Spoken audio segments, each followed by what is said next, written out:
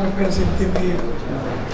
So, yun yung iano ko sa kanila, i-propose game po tomorrow na mananalo tayo 9-2 because of our defense, not because of our offense. Kailangan malaman lang namin yung kung ano talagang identity namin. Coach, nung report, kasi pinahinga mo kasi si mga sila JC, sila Yeah. Anong bang mo doon? Pagod na si Matt, nagpapalit siya 10 quarter kasi siya na lang yung sumushoot eh. Kung hindi kay Matt, baka siguro more than 30 na yung naman.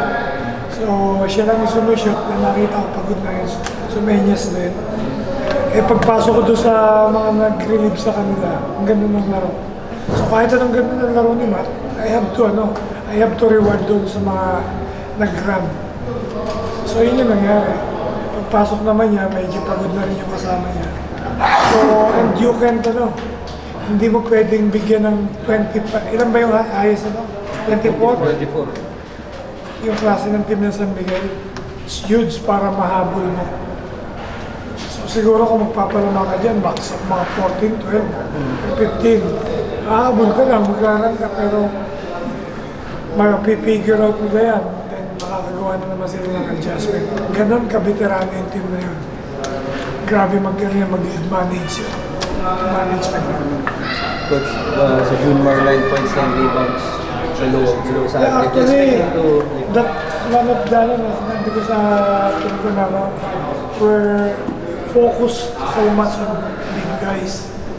Kalimutan natin yung perimeter na sila yung sunod sa labas. Now, ngayon, malaki na yung problema ko. Mag-prepare ako kay Junmar, mag-prepare ako sa mga perimeter. Mag-wait na lang, we'll see kung anong magiging reaction ng mga players na.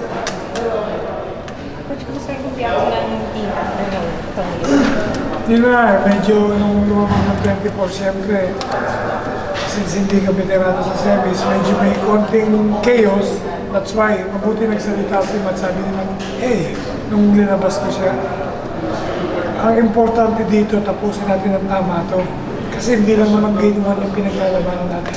We have game 2, we have game 3, and so on and so forth. Plus, sabi ko, every single game na may extend natin itong series ito, sabi ko, number 1 tayo sa standings. Pero lahat yung tinapon na sa window. Ngayon, kahit nag-12-0 tayo dito, pagdating ng semis, underdogs pa rin tayo against San Miguel.